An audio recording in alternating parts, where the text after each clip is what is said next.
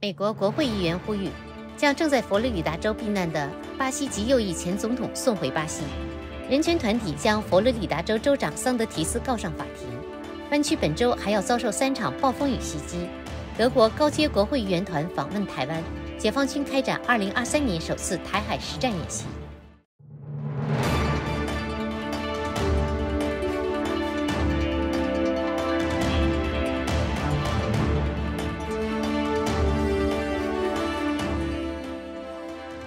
欢迎收看优视焦点新闻，我是郑志丹，一起来关心今天1月9号星期一的重要新闻。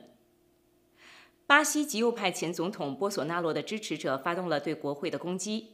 美国国会议员呼吁将正在佛罗里达州避难的波索纳罗送回巴西。据巴西环球电视新闻网报道，至少1200名巴西前总统的支持者在当地时间9日被逮捕。他们先前曾在巴西利亚陆军总部前扎营抗议。自从巴西极右翼总统波索纳洛去年大选失败后，他的支持者便一直在当地扎营超过2个多月。这些抗议者当天和平投降后，被至少40辆巴士载往联邦警察总部。报道指出，波索纳洛的支持者们昨天诉诸暴力，他们冲进了国会、总统府和最高法院，有300人被逮捕。这场骚乱造成至少46人受伤，其中6人伤势严重，2人被紧急救治。巴西总统鲁拉随后探望了暴动现场，称这是法西斯主义攻击事件。巴西维安部队今天已经封锁国会、总统府和最高法院周边区域。在支持者发生暴动的时候，巴西前总统波索纳洛本人却避走美国。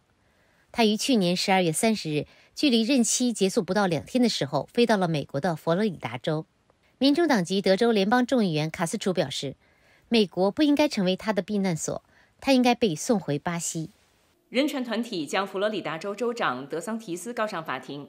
去年夏天，德桑提斯出动专机将无证移民运送到麻州一个度假胜地，平均每个无证移民的开销达到3.5万美元。佛罗里达州塔拉哈西民主党人报今天报道，共和党籍佛州州长德桑提斯去年夏天以专机载送50名委内瑞拉籍无证移民到麻州度假胜地玛莎葡萄园释放的事件耗资巨大。州长德桑提斯被人权机构告上法庭，州政府仅聘请律师的开销就高达100万美元。报道指出，人权团体代表无证移民在波士顿联邦法院对德桑提斯和佛州政府提出联合诉讼后，佛州至今已经付给2家法律事务所共计11.2万美元的费用，而出动专机运送无证移民到外地花费更是惊人。佛州政府付给包机公司的费用将近160万美元，平均每位无证移民的开销大约在3.5万美元。代表无证移民对佛州政府提告的民权律师表示，在佛州辛勤工作的民众必须负担为德桑提斯作秀而花费的100万美元。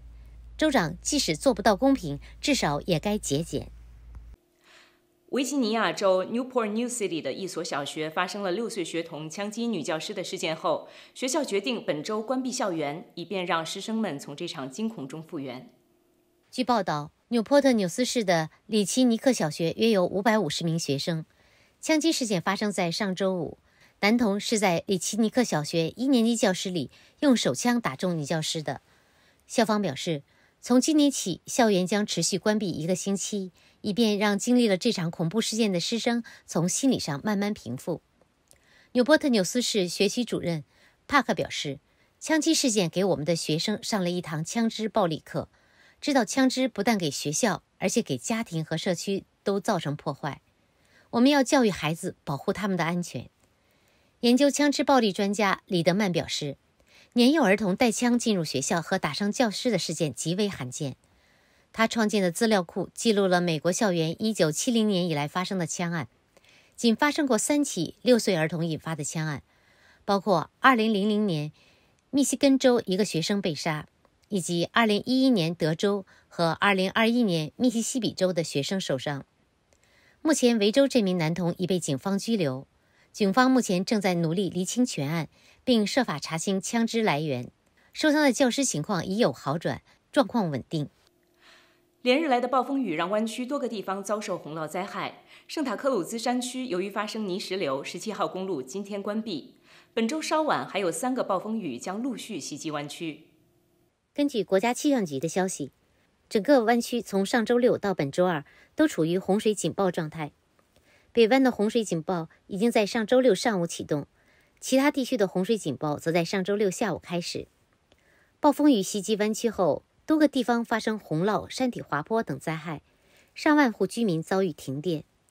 加州公路巡逻局今天上午9点20分宣布，桑塔克鲁斯山区发生泥石流，17号公路南侧今天局部关闭。在北湾的 Vacaville， 由于溪水暴涨，居住在 Southwood Palace 一带的民众甚至接到了撤离警报。索拉诺县发布了道路危险的警报。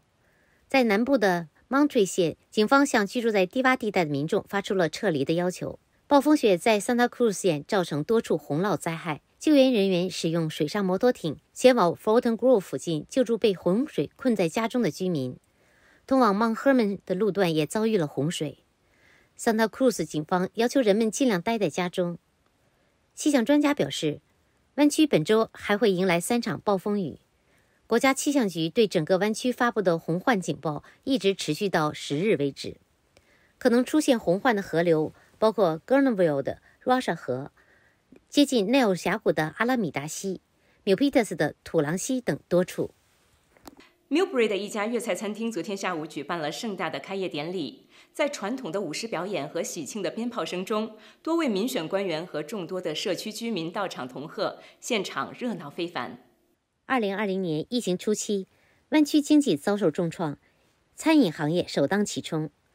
同年，美国餐饮业总营收从9000亿美元骤降到6500亿美元，餐饮行业从业人员从1560万减少到1250万，全美至少有11万家餐厅关闭，其中包括部分湾区中餐厅被迫营业，导致近1/3华人生计受到影响，损失惨重。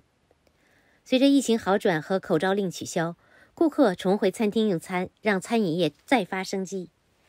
昨日开张的餐厅业主已在业内打拼多年，经历过疫情间的行业寒冬，如今再起新店，表现了对餐饮业复苏的巨大信心，同时也给一些华人创造了就业机会，为湾区经济复苏助力。政府官员到场参加餐厅开业庆典，旨在支持社区民众，希望在后疫情时代给华人商圈和老百姓更多信心。Millbury 市议员冯家辉感谢大家支持本地小商业。With this reopening of this new restaurant here, it is a sign of our resiliency. It is a sign that we are here to support our local businesses and most importantly, everyone sitting here today. 前加州众议员朱感生也接受了本台的采访。今天非常高兴能够来到 Millbury 来参加这个知味轩的开幕仪式。那么非常高兴能够看到这种小生意慢慢有点复苏在我们这个湾区。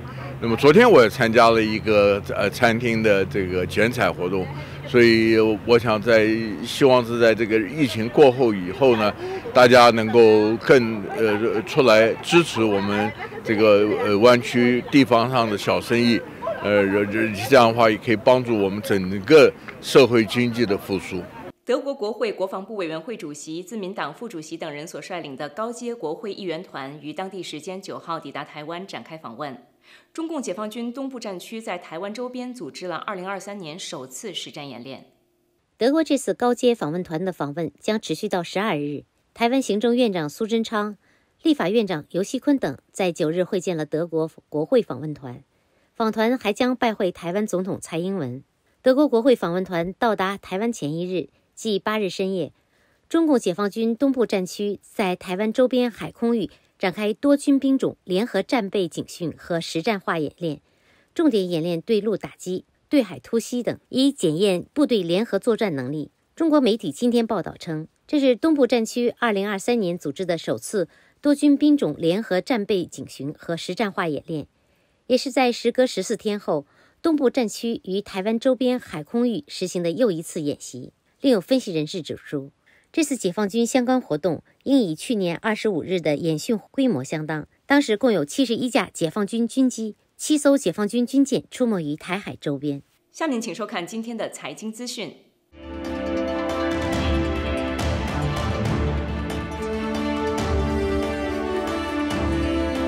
融市场收盘报价：道琼工业指数收盘报33,517.65点，较前一交易日下跌112.96点；纳斯达克指数收盘报10635.65点，较前一交易日上涨66.36点；斯坦福500指数收盘报3892.09点，较前一交易日下跌2.99点。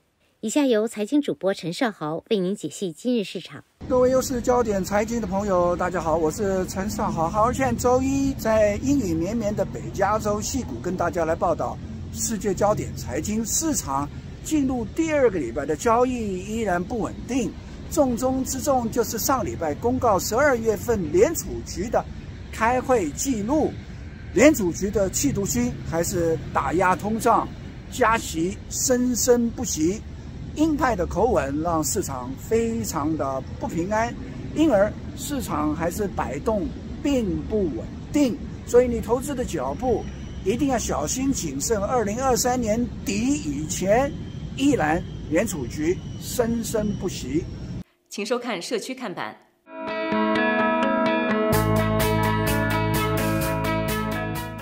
你有心理纠结、压力、情绪起伏、关系破裂、心灵伤痛，以及各样困难不知所措，或不知道可以找谁或者如何启齿的经历吗？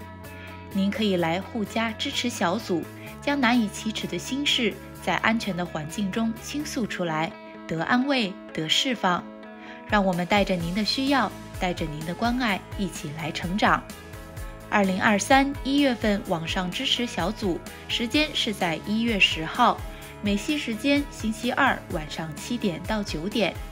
报名请扫描屏幕上2维码，或上网 famrebuild.org/sfbayarea。同时段为男士们预备了绅士小组，也欢迎男士们报名。完成报名即会电邮通知上线 ID 及密码。